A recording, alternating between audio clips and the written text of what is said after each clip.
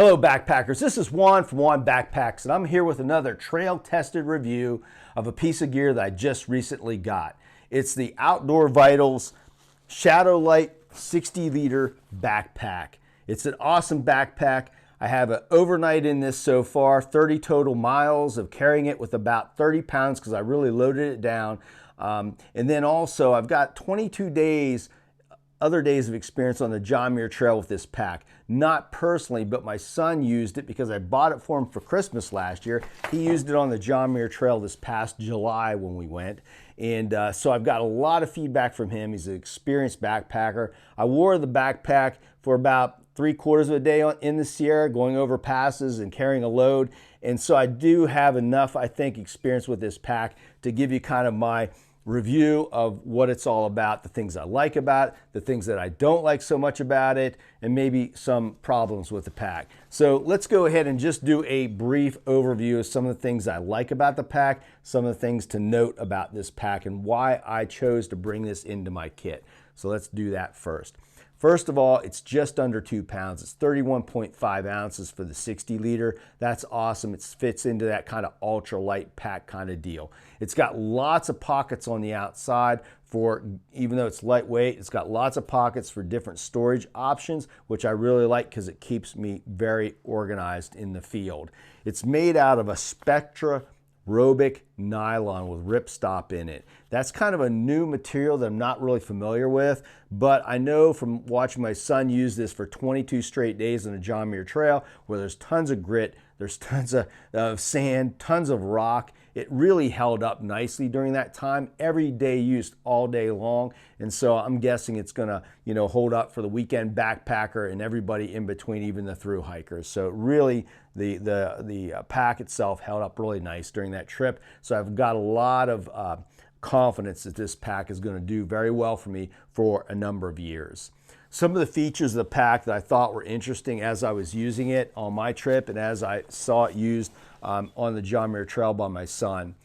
The outside pockets are nice. It's got a slanted pocket on each side so that you can use it for water. It also allows you to have a pocket up top and a pocket here. These pockets actually have cordage that you can tighten down the top of the pocket to make sure that things stay put. Also, it does help to kind of tighten up the load in the pack, and it kind of keeps it in place as well. That's really useful with a bear can. One of the things I did this past weekend to get my pack weight up to 30 pounds with this pack is put a bear can in there and put all kinds of stuff in it because I really wanted to test it at about a 30-pound load, and it really did well with a 30-pound load. The bear can didn't shift, which happens sometimes in a 60-liter pack. I have a BB 500, and there is a little bit of room in there, but when I cinch down the cords on both sides of the pack, and then also there are cords at the lower part of the pack on each side that can be cinched down.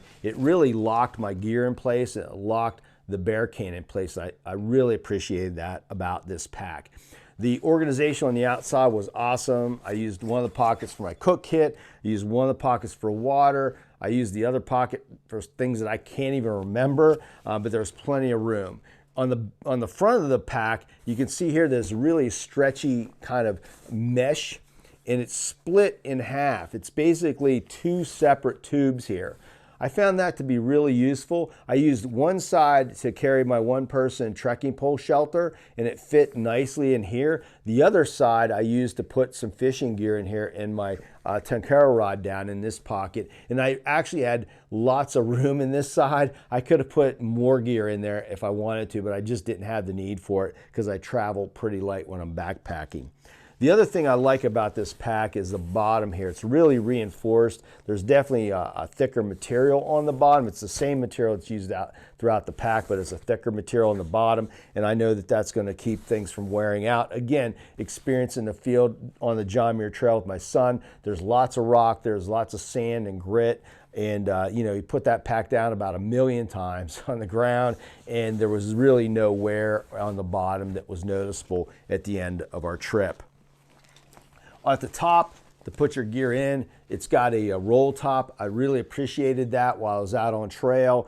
I used this actually to put my Tyvek inside underneath the roll top, and then used the little strap that goes across the top that can be adjusted to further cinch down that Tyvek. And also, the other thing I used this for was my raincoat. If it looked like it was going to rain, I basically took my rain jacket out and put it on the top of the Tyvek here. Again, I slid it underneath the roll top, which is good to do because it kind of locks it from sliding off from side to side. And then I took this strap across the top of everything, the Tyvek and the rain jacket, cinched it down, and everything stayed in place perfectly when I was on trail. This strap is really good for those kind of things, and also really for cinching down your load. I found that when I tightened down this top strap, it kept my load inside from shifting around, in particular the bear can. I don't think this strap really is wide enough or designed for a bear can to go on top of this. I wouldn't use it for that. I think that you would need like a wider strap and a better Y strap situation here. Like there's a Y right here, but I think it would need to be bigger to lock in that bear can. So I don't believe that this is really designed for putting bear cans on top of it. Plus, in my estimation, that's a really poor choice to put that kind of weight on the very top of your pack. So the roll top was excellent. I like it because you can expand it if you have a little bit more gear, and you can really kind of roll it down tightly if you have less gear, and allows you kind of, kind of tailor your pack to the load that you have in there. The other thing that this pack does have is a stay. It's got aluminum stay in here. It's very light, that runs down the pack. And I will tell you that the way this is designed is excellent because it does transfer the weight to your hips. I can feel it. I've tried some ultralight packs that have some frame inside them, and sometimes they fall short of really being able to transfer that weight load to your hips. And I find the way that they design the stay, the position of the stay, I think it really helps that. The other thing that helps with the load as well, I think, is the load lifters. And the load lifters in the frame are up a little bit higher than the straps. I've seen some packs where like they're almost straight across by design. And when you pull the pack in, all you're doing is pulling it closer to your back. You're not necessarily pulling up on the straps to take the weight off of your shoulders. And with this, because the way the design of the pack, where the frame comes up a little bit higher here than your straps, plus your straps tie in towards the front on each side. They tie in towards the front. When you pull, tighten up your load lifters, it really does kind of pull up on those straps, transfer that weight down into into the frame and then down into your hips. So I really like that about the pack. As I was walking, and I would at times need to adjust it because I'd feel maybe a little pressure on one shoulder versus the other as I'm walking, I would just take that load lifter and tap it down a little bit. It's got the strap right here. I would just take that load lifter, tap it down a little bit, and I could feel that pressure pulling off of my shoulder. So I think the load lifter, combined with the way that they've designed the frame, is excellent, and it really does the job. As far as the straps, since I'm on the strap system here now, the straps are great, well padded, well designed. They don't really pinch me. I've got a pretty wide shoulders and pretty kind of thicker chest, and really the straps fit me nicely. There's also a strap that goes across your chest here as well, and it can be adjusted up and down your pack pretty far, so you can kind of tailor it to your height and to the way your body shape is and so forth. And I found that to be excellent because I did end up adjusting it a little bit up during the day and so forth to get a more comfortable carry on my pack. The strap adjustments, standard here, excellent as well. Looking at the back of the pack, there's actually a foam insert here that adds more rigidity to the pack. And one of the things I noticed about the Shadowlight is that it kept its shape when I put my bear can in there and I had my gear in there. Some of the ultralight packs I've tried actually start to round out behind me. This one kind of kept a flat surface which I think is better because it makes the carry more comfortable and the pack doesn't have a tendency to kind of roll across from side to side on your back when you're wearing it and walking. And so the back of the pack stayed really flat here. I like that a lot. The foam added to the rigidity, and I use this foam a lot. I pulled it out, used it to sit on, put it on top of my bear can, sat on my bear can. I pulled it out, used it inside the vestibule of my tent to put stuff on when I was in there to keep it up off the ground and keep it kind of off the damp ground and so forth. And so I really enjoyed using this foam insert in the back pad here. And it's something I'm used to using because I use another brand of pack too that I love and has the same feature. So I really appreciated that for sure. The belt, the pockets were ample enough for all kinds of gear. My iPhone 13 fit in here perfectly, easily, with plenty of room to spare. I didn't find I had a shortage of room in my pockets for gear. It's got 2 zip pockets. They're not waterproof, but you know, I think that's fine. It didn't really, you know, bother me that much, and it did actually rain a little bit when we were out there. Inside this pocket, there's a key hook, you know, to hook your key in there. I found that to be extremely useful because obviously you don't want to lose track of your keys. And so I had just hooked my key into one of the pockets, which is great. Put my phone in the other, just put a couple odds and ends in this side, and I was good to go. The adjustment to the hip belt is really interesting. Most hip belt adjustments, you pull back, you right back this way. They actually reverse these adjusters, so you pull forward, you pull the straps forward away from you, away from your hips. I found that to be an excellent way. It like provides like some other like kind of leverage there, but it also allowed me to kind of like tap it a little bit and to mess around with my belt tightness, and it really worked out well. And so I'm really enjoying that. The only thing I would say about the configuration of the belt that happened a few times is there's nothing on the ends of these straps to like keep it from coming through the buckles. And so at times, like the actual strap, not while I was wearing it, not while I was using it or adjusting it, but when I like had it off and I was kind of messing with the straps, they would like come out and I'd have to rebuckle them again. But they didn't slip out where I was wearing it. I would be really clear about that. They didn't slip out while I was wearing it, while I was tightening the belt or anything like that. It was more like it was just sitting around and I, you know, was messing with the straps and I could pull it through there. And it'd be nice if there was something that would like kind of like at least catch a little bit so that you wouldn't keep, you know, wouldn't do that, you know, at times.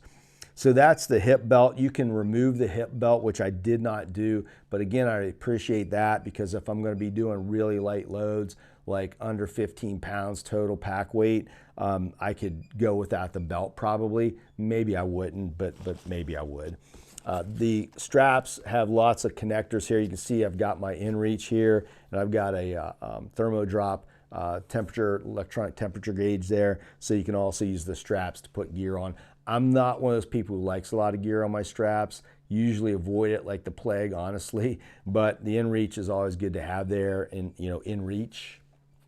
And then I like to look at the temperature sometimes when I'm walking, so that's that. I talked about the front pockets already. The other thing that you'll notice, because the front pocket is split in two, the feature here is this. There's a zipper where you can literally open up your pack. This zipper is not waterproof. Again, I don't know that that's a huge deal, a deal breaker for me, because waterproof zippers in a position like this where there's a lot of stress on them would probably start leaking anyway. I'm a whitewater kayaker, and so I've had lots of experience with waterproof zippers on my dry suits and other gear that I use, and dry bags with zippers on them. And when you have something that really puts a lot of stress, like you're loading up this pack and it's stretching out the zipper, you're eventually going to get leaks. And so really you're going to think you have a waterproof zipper, but eventually it's not going to be waterproof. The other thing about a waterproof zipper is they break down when in the sun really easy. So if you had a waterproof zipper here and it was out in the sun all the time, eventually it would break down, and you know, you'd be upset because it's leaking anyway. So it's got two different zippers here, which I like because I zip it the whole way down. So the zipper won't fall down or get caught on things when I'm moving around. And so I just keep both zippers at the very bottom. That also keeps like kind of the zipper gap there at the very bottom instead at the top. And I feel like there's like less chance of rain getting into that. I use a pack liner anyway, and I'd recommend it because this thing is not, you know, the pack is water resistant, but the seams are not taped or anything like that. So you should have some protection for your gear inside. And so I do use a plastic or a plastic bag liner for inside my pack. Like I said, the pack carried great. It stored the gear great. I was able to organize all my gear in my bear can and everything else in this pack. So it really worked out great, and it carried the load fantastic. Inside the pack, there's actually I'm not going to dig in there, but there's actually a bag for a water bladder. It's not something that I use and I like to have in my pack, but if you're a water bladder user, you can do that. There's actually a little gap right here to put the hose up through, and you could run it down either side. And so that would be, you know, an option here with this pack. I, again, usually don't use a water bladder. I never use a water bladder, to be honest with you. But overall, it's a great pack. I don't really have anything, you know, negative, big negatives to say about it. I've heard people talk about noises coming from this pack, like squeaking. No squeaking at all from this pack. No real glaring problems during my 30-mile backpacking trip. And again, 22 days on the John Muir Trail with my son. We did northbound 250 to 60 miles. It was somewhere in there with like off ramps and, you know, side hikes and so forth. And he didn't have one problem with his backpack, his Shadowlight. And so I'm expecting the same thing from this. I think it's an excellent backpack. It's a backpack that I got because I wanted when I needed more like fishing gear and more gear than I normally carry. I wanted a 60-liter pack that could carry around 30 pounds to 35 pounds pretty comfortably. And I think I found that in the Shadowlight. So that is my review of the Shadowlight backpack. If you have any experience with this pack, definitely post up below because I'd like to hear about it. And until next time, get out there and do some backpacking, do some hiking, get off YouTube and stop watching these videos. Except for mine. I will see you on my next video, right?